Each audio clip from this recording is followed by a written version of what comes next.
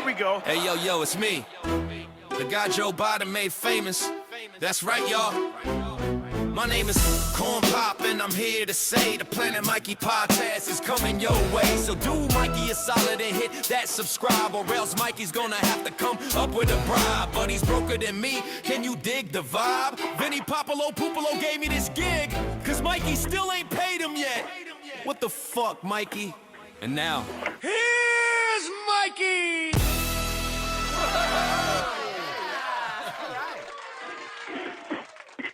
My microphone. There you go. It helps to turn the microphone on, Smitty. I think you probably learned that back in broadcast school. Don't start with me, Mike. God damn it. We are live with Planet Mikey podcast, and I'm back into the baseball mode right now because of I think the Red Sox have turned it around, and nobody knows baseball better than our guest today, my good pal, best man in my wedding 23 years ago, remember the Red Sox Hall of Fame, left-hander, Spaceman, Bill Lee. Oh, yeah. Hi, Bill. Wow. Well, that's a good introduction there, Tiger. I'm sitting in my library, with On the Road, by a young author from Massachusetts. And he wrote about Cassidy, and Carolyn Cassidy wrote a book called Off the Road. So that is the whole history of the Beat generation in one paragraph. Now, did you ever meet Jack Kerouac? Yeah, I've got Jack Kerouac's book, and then I've got Neil Cassidy's The First Third, and then his wife wrote a book after they died called Off the Road. Yeah, that's and weird. I'm telling you, that's one of them's buried in the desert in Mexico. That's all I know. The funny thing is about you is that you've read a lot of books. I don't know what it is. Wow. You have like this unquenchable thirst for reading. But I've been to your house. There's books everywhere. You've read all kinds of important books. You're always quoting books. I got to tell you, I read a book once. It was green. Joe Palooka. It was in a bubblegum magazine. It had a green cover. I can't remember. Good pictures. But anyway, how you been, Spaceman? Well, I'm hanging in there. I'm staying in my house, planting potatoes. Had the John Deere out there. Did a few circles around the Black Hills. I have a pile of topsoil, and I burnt all the grass off of it, and it looks like the Black Hills, and you can probably see it from space. I've come up with a conclusion of how to make money. I'm going to start euthanasia and composting bodies in Craftsbury, and because I think it's the way to go. Because the most famous thing about Craftsbury is a dark comedy by Alfred Hitchcock with John Forsythe, Shirley MacLaine, and Theodore Cleaver the Beaver. Yeah. And what was wrong was everybody thought they killed him. So I said, why not bring back death to Craftsbury? Wow, man. Here we That's go. deep, isn't it? Here we go.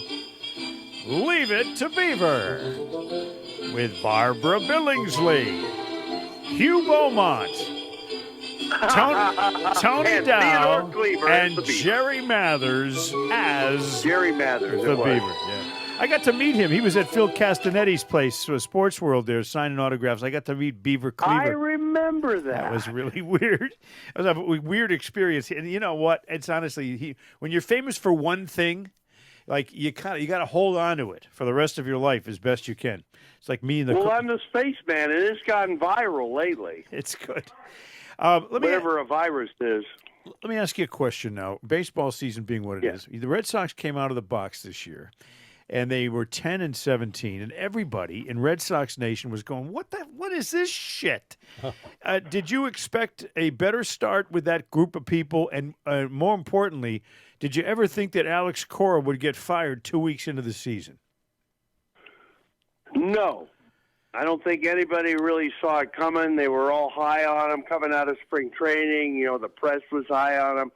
But it's the year when you have that World Baseball Classic, something happens because everybody, I always say, pitchers get all hyped up first because they're using a lot of emotion pitching for their native countries. Right. And those guys all got off the bad starts. And Then all of a sudden they couldn't score, they couldn't hit, they couldn't hit the sweeper, whatever that is. I always thought it was the people on the female Swedish curling team that ran out in front of the fucking rock.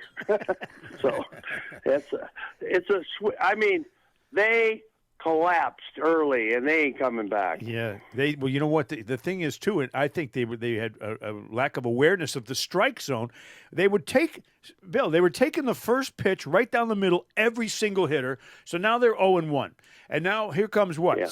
A couple shitty pitches, and they couldn't resist swinging at them, and they ended up. Yeah, it's exactly the old school. I was a first ball fastball hitter. I probably would have had a hell of a year. Yeah, well, and I think they've come around a little bit now. They're actually trying to jump on that a little bit. Then so Alex Cora's gone. He's out of the mix, and along with him, his whole coaching staff, the hitting coach, who I think deserved to go, based on what I was watching these guys not do with the bats, Jason Veritek, they just kind of cleaned house, and they brought in Chad Tracy. And I know his dad. Yeah. Played for the Montreal Expos. Jim Tracy. His dad was he played and his dad was a manager of the Dodgers. I mean, he managed a little bit in the major leagues, but this kid Chad, who by the way now is 2-0, has never managed in his life, and he's been in the minor leagues his whole life. But that's not Morgan Magic.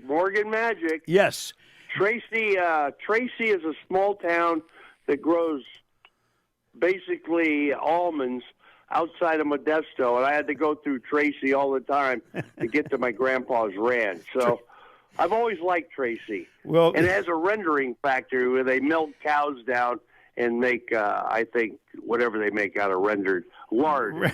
Rendered cows. It's a lot of bullshit. But yeah, it's Tracy, just outside of Stockton, where my great-grandfather's buried.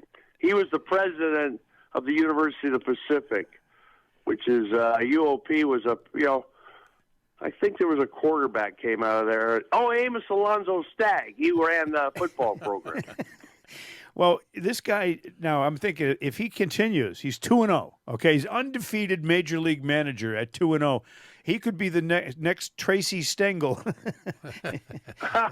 Hey, no, you never know if he may be the right thing at the right time. Yeah. There's no pressure. All the pressure is off you.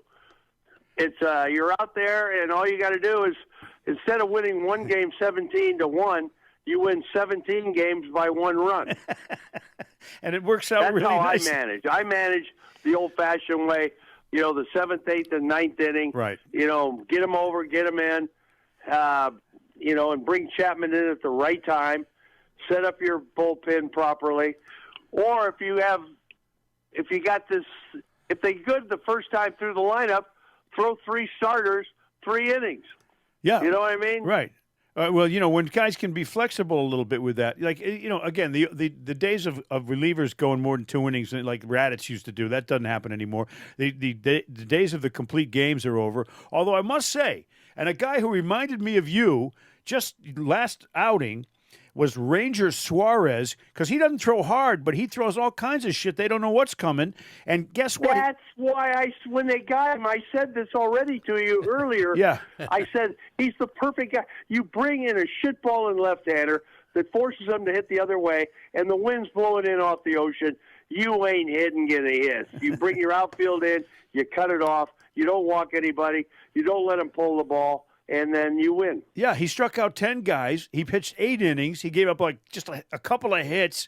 And all of a sudden, I was going, why did they bring this guy? First of all, it reminded me of you. He's a left-handed guy, and he doesn't throw 90-mile-an-hour fastballs is what he relies on. But he's tricky, and he knows how to pitch. He knows how to get to deceive. He's always known how to pitch. Yeah. And that's all these guys. Larry Goa, Gura.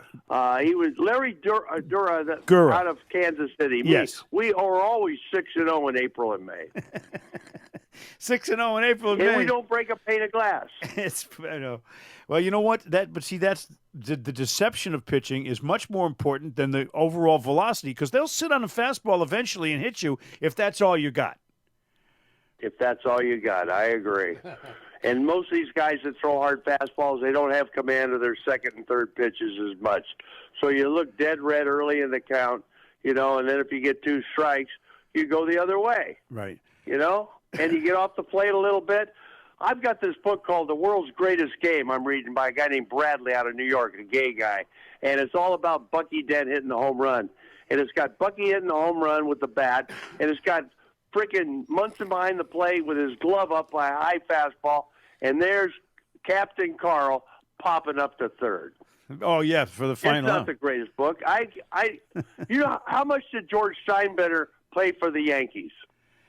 How much did he pay for them? Yeah, like 1973 out of his own pocket. $7 million or something, some stupid number. No, $833,000. That's it?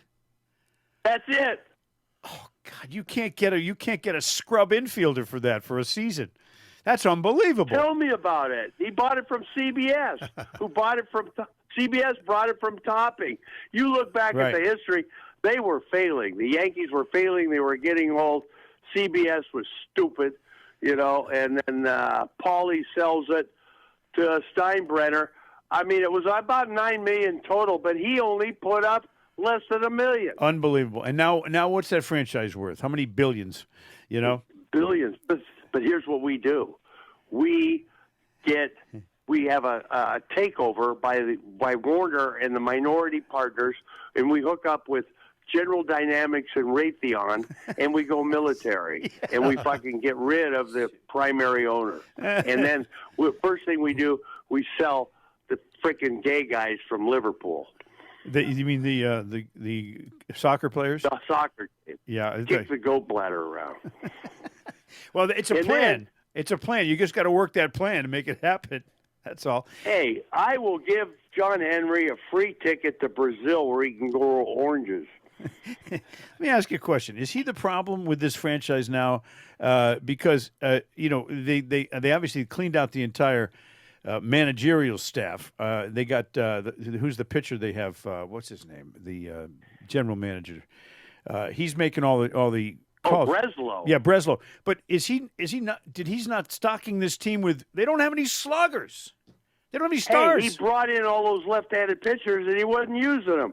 I think he had a good plan to begin with, and he thought the hitting, was sufficient from last year. He didn't know that the problem with hitters in the spring, they're like piranhas, and piranhas don't feed well in the spring when the wind blows in. And when one of them starts eating, then they all eat, and then you get a lot of runs. Yeah. Ball players are like canaries in a mine shaft. They get a whiff of fucking something, a whiff of bad poison, and they all die.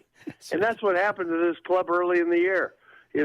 It's a Vonnegut novel. It was pretty bad to watch for a little while there, and everybody was. I mean, you were hearing from the fans right away, and I think even John Henry was listening when they started bitching about it, because no one wants to say in April to say, "Oh, it's over," and we're going to be a bunch of losers for the rest of the year. So I think he had to make that move with Cora, don't you? You mean, well, Cora's like Reed Shaughnessy Sunday article. They're all scapegoats. They're all trying to protect their ass and stuff, and. I knew when they were going to go bad when they brought in that guy from Driveline, and they started using him as their pitching guru and everything else. Those guys ruin arms. That's what they do. They get you out there so wound up and tight, your body can't handle that. And there was a Russian physiologist in the 1800s that basically, his name was Vladimir Bernstein. He was a cross-dresser from, and here's what he said. He said, eventually the body will figure out what to do right. And that's what happens. Your body, your brain, it figures it out on itself. And it's not really a mental task. It's just the fact that it senses things. They're called chemoreceptors in your body. And it won't allow you to throw harder than you can decelerate. And that's the funny thing. We've gone to this AI stuff that wants to make you a perfect specimen. And what happens is you do have that great year. you make a lot of money, and then you fall apart. Yeah, well, Raditz used to say the more you throw, the stronger your arm is, and in his case, you tend to believe that because he had no limit to his innings. Although this guy, Aroldis Chapman, is now second on the all-time list of strikeouts by a reliever behind the knuckleballer Hoyt Wilhelm, 1,300. Oh my God! 1,300 strikeouts. Raditz had 180 in one season, but he didn't care. Give me the ball every single day. He didn't give a shit about my arm is tired or any of that stuff. But let me ask you this: if I remember you saying this to me one time, they come out to take you out of a game when you got a no-hitter or a shutout, 8th inning. You said they got to shoot me with a gun to get me out of that game. Nowadays, they give it up. Kershaw did that at the end of his career. We've had a lot of that lately, and it's disgusting. And I mean, it's all Billy Ball and all that crap that came out of, Moneyball. And then all of a sudden, now the computers are taking over, and oh, hell. I got to ask you about that. It's a sad state of affairs, Tiger. The game was good when you threw 78 pitches against Jim Cott, and you struck out 2, you walked nobody, they had 8 hits, and you had 4 double plays. Double plays, right. Now, this new thing, and I got to ask you about this because it's very interesting. The computerized video umpire assistance on ball and challenging a ball and strike call. What is your take on that so far? I mean, some people will say, well, you want to get it right, but then other people will say, well, but they're making mistakes as to when they challenge the umpires, and you only get a couple. It's a bad idea. You had Kunkel, you had all these umpires, Henry Windelstadt. First pitch I threw in the National League was right down the middle. He called it a ball. He wanted to see my reaction. I smiled at him. I got the ball back. I didn't even take a sign. I threw a next sinker down the middle. Guy had a ground ball to short. I went, fuck you, Harry. Was it Harry Wendelstadt? Or didn't he have his kid? Yeah, Harry Wendelstadt. Hunter. He was the worst. Hunter was his son. He's also an umpire, right? Hunter Wendelstadt. Yeah, that's exactly. Jesus. Usually talent skips a generation. In that case, it skipped 3.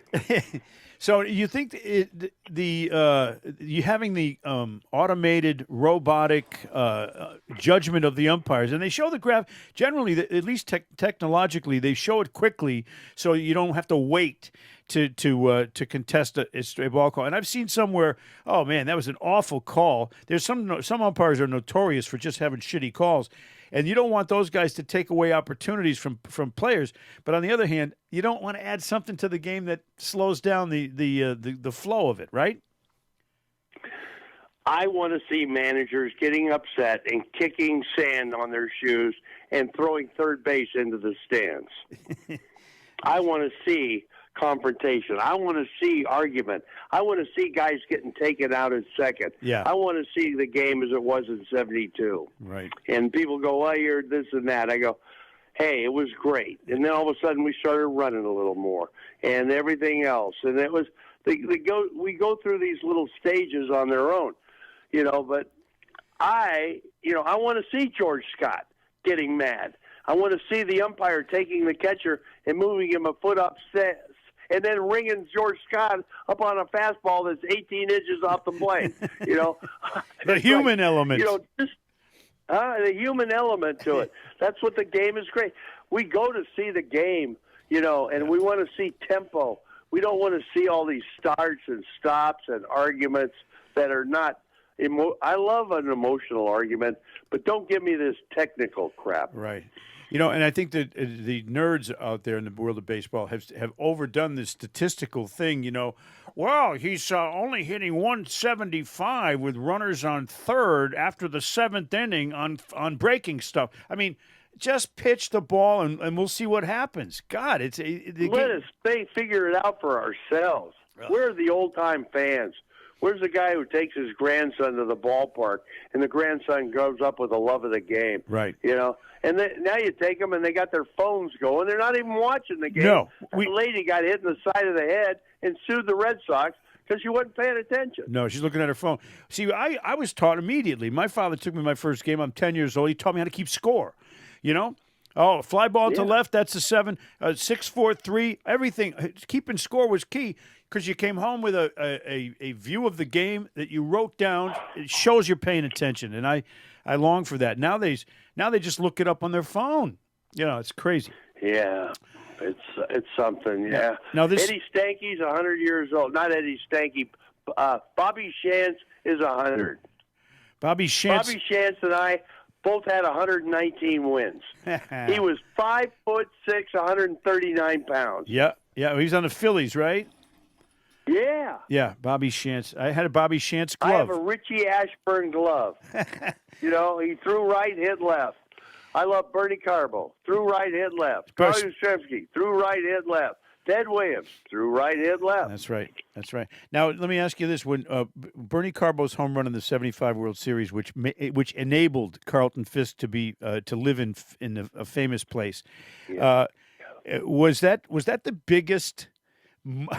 I know it was for Bernie, but was that the coolest and biggest home run you ever saw, or do you have one that you want to add to the list? No, he had one that was greater than that. We were drunk in Kansas City, and we had to fly to Cooperstown to play that game. And we were playing, I don't know who we were playing. And Bernie took his shirt off and went and slept in left field over the fence where the scoreboard is in Cooperstown. Yeah. And it was on TV, and Zimmer found out that Bernie was sleeping there.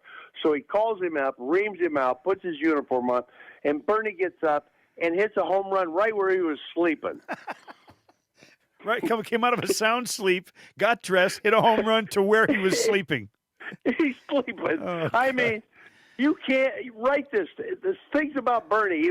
He's one of the great pitch hitters of all time. His on base percentage was unbelievable. It was. He had a great eye. I know, and he was such an interesting dude and a good buddy of yours. And you were protective of him in some ways, especially when he got involved conversationally late in the evening and couldn't get his way out of the whatever he was trying to say. And you would step in and say, "What Bernie's trying to say is," and you'd explain it to the rest of the people listening, and Bernie would nod his head. Yeah, thank you, Bill, for getting me out of that. Hey, you got to take care of your. I was a player rep.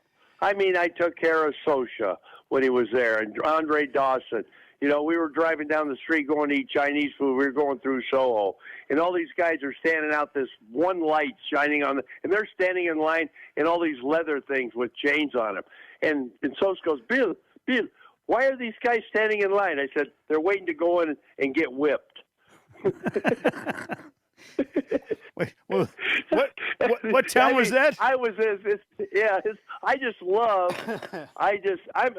John Milner said I was the only white guy allowed on the back of the bus.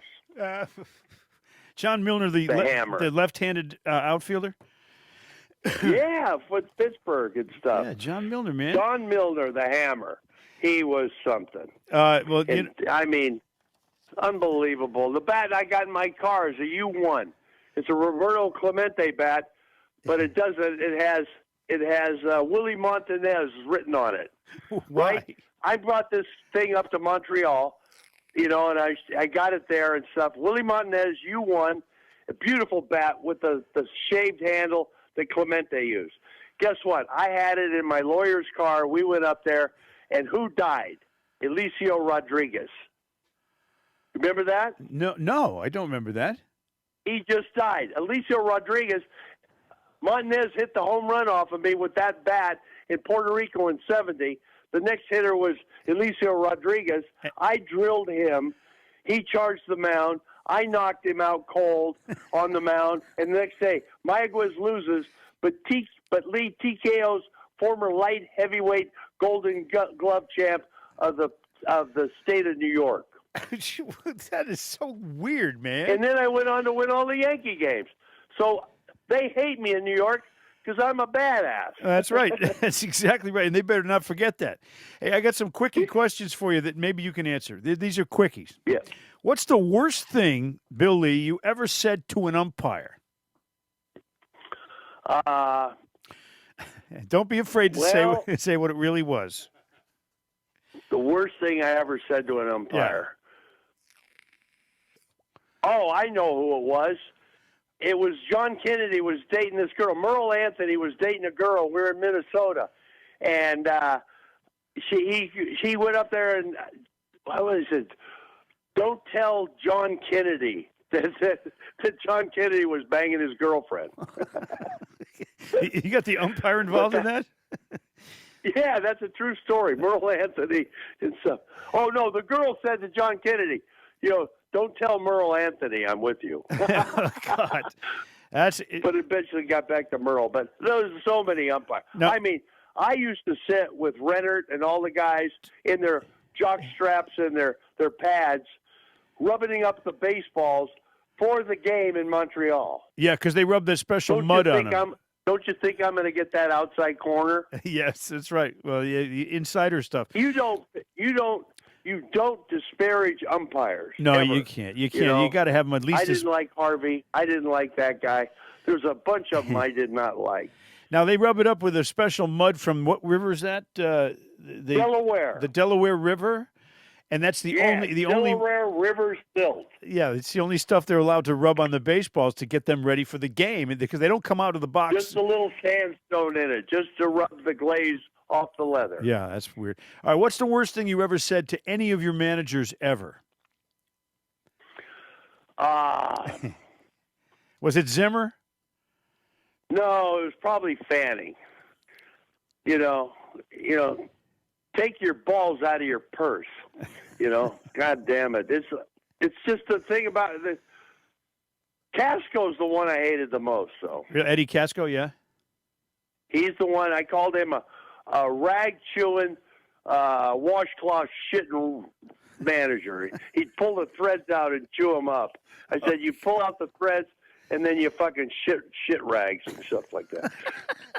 Yeah, and what else? You liked him a lot then. He was the worst. Yeah. I'm the one that wore the T-shirt that said "Lick Dick in '72." I did not get a start in '72. Really? Who was reliever of the year in '71? You're talking to him. Wow. So because he was a Republican Dick Nixon fan, and you wore that shirt, he was a Nixon fan from. Yeah, he was in charge of the Republican Party of Richmond, Virginia. Wow. So that's when political activity changes everybody's good judgment on who to use in a ball game. That's ridiculous. Did we lose to Detroit by half a game that year? 72, yep. Yep. Yes, we did. Awful. If he gives me one start, we go to play Oakland, and we may beat them in 72. Yeah, and the curse is over that much earlier. Let me ask you this. I got a quiz for both you and Smitty to get involved in here. What? I went through, just for fun, I was going through some funny names last night that I found in the NFL. And, Bill Lee watches all the different sports. But I'm going to ask you guys to tell me, I'm going to give you three multiple choice questions. And I'm going to give you names of somebody. You have to tell me which of these names is not an actual NFL player. You ready? Right. I'm going to give you three names. Tell me which one's not an NFL player. Osiris Torrance, Zeke Biggers. Osiris what? Osiris Torrance, Zeke Biggers, or Imperial Roundtree. Zeke Biggers. Is that your guess? That's my guess. How about you, Spaceman? Definitely the last guy played. Imperial Roundtree. I think it's the first guy. Osiris Torrance is a player. Zeke Biggers is a player. Imperial Roundtree, I made up. That guy. I made it up. Wow. All right, here we go. Here's the next group. Okay, who's Billy Soulier Blonde Johnson? White shoes. Soulier Blonde.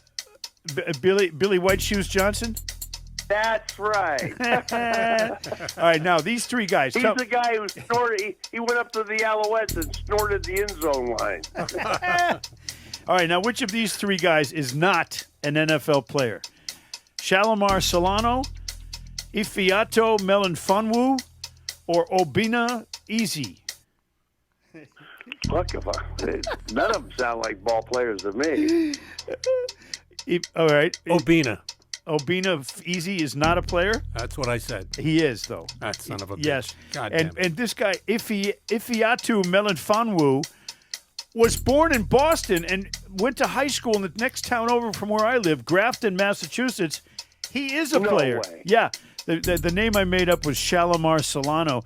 And so you guys, so far, you're 0 for 2. Last but not least, which of these... Ophelia up.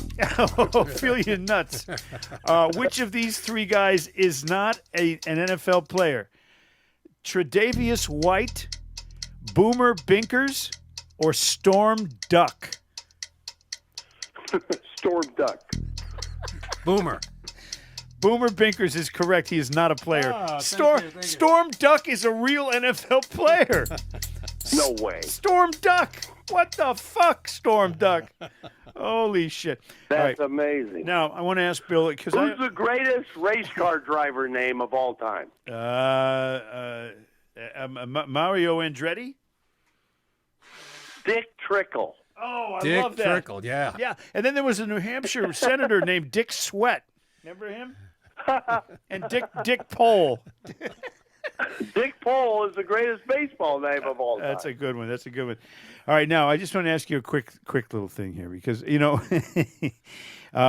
if you could pick, if Bill Lee, Major League veteran, Red Sox Hall of Famer, winner of 119 Major League games, including 12 against the New York Yankees, if you could pick position by position, I'm going to give you the position. You tell me if you could pick any player that you've ever played with, watched, or could just draft at each position, who would it be? Ready? Who would be your third baseman? Yeah. Who would be my third baseman? Yep. Brooks Robinson. I agree with that. And nothing got by that man. Shortstop? Wow. Vizquel. Omar Vizquel. You just like all the outs he had in that glove, right? I just thought he was the smoothest thing I ever saw. Aparicio, when I saw him early on, not late in his career, but he jingled and boy, I just like Venezuelans for some reason. How about second base? Second base. Wow. Wow. You could pick any second baseman, any in history. Who would you want? Bobby Dorr. Because he's a nice man. He was a nice man. Because he's a nice man, and he lived on the Rogue River, and he had a beautiful house, and I was the last guy to see him alive in the Red Sox uniform, and he took care of his wife, Monica, every time she had MS. He just was... Gentlemen. He's just Bobby Dorr. He was the best. Yeah, he was. Yeah, hard to find anyone nicer than him in the history of the game. How about left field? Wow. Teddy Ballgame. Teddy. Oh well, yeah. Well, he could hit a little. How about the center field position? Who would you get to go tracking him down? Willie Mays. Yeah, Willie Mays. There's nothing he couldn't get. And right field? Wow. I think you mentioned just mentioned him a couple minutes ago. Maybe the right fielder. Clemente. Yeah, Clemente, huh? I mean, is there anything? He was the best dancer, had the best throw. He was the best base runner. He was the best two-strike hitter. He was the best human being. Yeah, he's a hero. Yeah, and best front foot hitter. I mean, he could just wait on the pitch and then hit it off the front foot and hit it hard. You're right. He was. You have to see this. Jackson Brown has a song called Requiem for a Dancer, and it's all Clemente movies shot of him playing ball. If you can ever find that video, you will cry. Requiem for a Dancer. I'm gonna have to look for by that. Jackson Brown. You know, we always finish Roberto. We always finish these podcasts with a musical entertainment thing with Joe and Jerry, and I picked a song by somebody who was born the same year as you, William Francis Lee, but I don't like this woman. But she was born in 1946 in California, and she was married to a guy who died on a ski slope, smashing into a tree. No way. Sonny Bono. No way. Yes. She was born on the same year as me? Yeah, 1946. Oh. And yeah, her husband died in a ski accident, and they got a whole lake in a national park named after him out in California. Sonny Bono Lake. Sonny and Cher. Sonny Bono. So we're going to finish the show with a song by Cher, and it's kind of a piece of shit tune, but Joe and Jerry are going to try to do it justice as we bid you, my friend, a fine, fine day in Craftsbury, Vermont. Are we ready for the song? Yeah. Hey, Bill. Yeah. Bill, thank you. And hold on, we got to get the music queued up here. Ready? 1, 2, 3, go. Here we go. Joe and Jerry, everybody. I was born in the wagon of a traveling show. My mama used to dance for the money she'd blow. Papa would do whatever he could. True? Preach a little gospel, Joe. To sell a couple bottles of Dr. Good. Gypsies! Oh. Tramps and thieves. We'd hear it from the people of the town. They'd call us gypsies, tramps, and thieves. But every night all the men would come around and lay their peckers down.